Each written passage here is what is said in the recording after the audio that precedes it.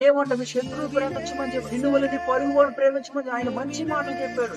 మంచి మాటలు చెప్పాడు. ఆ మంచి దేవుడు ఏం చేస్తాడు? దూషణకరంగా, వేళకరంగా మారుస్తాడు. ఇంకోటి ఏంటంటే ఒక మంచి సువార్తను ప్రకటన చేయడానికి ఆయన పక్షాన ఉన్న ఆయన నమ్మిన ఆడబిడ్డలు ఆయన దర్శనము ద్వారా ఇదిగో నా కుమారుడా, నా కుమారుడా, ఈ రీతిగా నువ్వు నశించిపోతున్న ఆత్మ నిమిత్తం పని చేయని చెప్పేసి ఆయన ఒక ఇద్దరు ముగ్గురు కూడి ఆయన పని నిమిత్తం పంపితే వాళ్ళ మీద పేడ చల్లను, వాళ్ళని హేళన చేయను, వాళ్ళ వస్త్రాలు చించి వేయటను, వాళ్ళ మీద పడి పట్టడానికి, వాళ్ళు కట్టేయడానికి ఈ రీతిగా దాడులు జరిగిపోబడుతున్నాయి. కానీ ఎందుకు ఈ రీతిగా జరగబడుతున్నట్టే భూమి మీదకి వచ్చిన ఆ శక్తులు ఈ మనుషులు వచ్చేది ఈ రీతిగా క్రియ జరిగిస్తున్నాయని మీకు తెలియజేస్తున్నాను.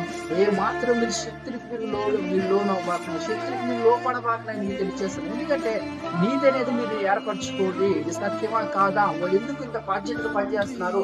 తన పని మనం తను చేసుకోకుండా వాళ్ళ భార్య బిడ్డలు విడిచిపెట్టేస్తే నిద్రలే సువార్తను ఎందుకు ప్రకటన చేస్తున్నారు? దేనికి ప్రకటన చేస్తున్నారు?